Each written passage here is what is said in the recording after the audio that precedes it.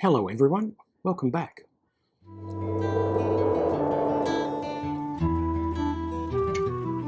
All Indigenous people want this referendum, is that right? When you talk about all Indigenous people, there's a lot of complexity and it's certainly worth taking a closer look, which is what we're going to do today. But firstly, it helps to understand our population. According to the Australian Bureau of Statistics, there are over 800,000 people who identify as Aboriginal and or Torres Strait Islander. Now, looking at it from a different angle, Aboriginal and Torres Strait Islander people represent about 3.2% of the national population. And interestingly, nearly 2/3 of Indigenous Australians live in New South Wales and Queensland. Within our population, we are young and we are predominantly urban. Only 1 in 7 Indigenous Australians live in a remote area. Another interesting point to note, and this may sound counterintuitive, is that about 80% of Indigenous Australians lead fairly mainstream lives. By that, I mean we live mainstream lives by our location, education, economic participation, access to services and other lived experiences. About 20% of Indigenous Australians, most of whom are in remote areas or lack access to services, would benefit from culturally targeted services, which is why for decades there have been Indigenous Affairs departments and Indigenous-specific legislation. Now, my point is that we are not a homogenous group. There is no Indigenous polity, there is no unified Indigenous society or class or even race. We vary from place to place. There is enormous diversity within Indigenous Australia. If you take on board this diversity, then it makes perfect sense that some Indigenous Australians need culturally tailored services while many do not. By extension then, it also makes sense that some Indigenous Australians want a voice and treaty and truth-telling, while again, many do not.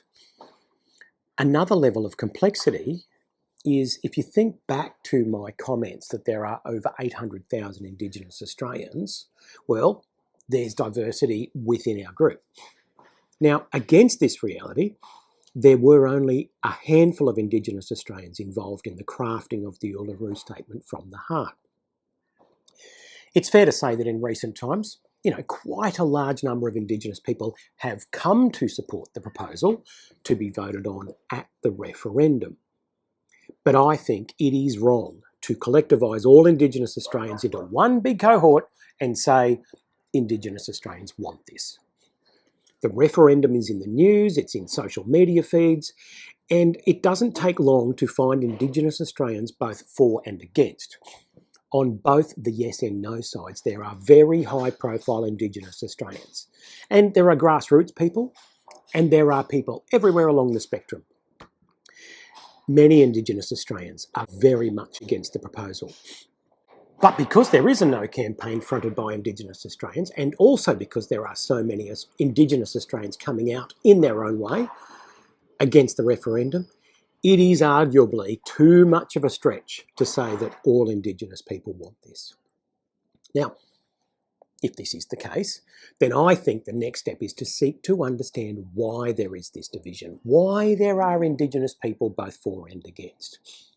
Again, because Indigenous people are on a spectrum of lived experiences and aspirations, then it makes sense that there will similarly be a spectrum of reasons to either support or oppose the referendum.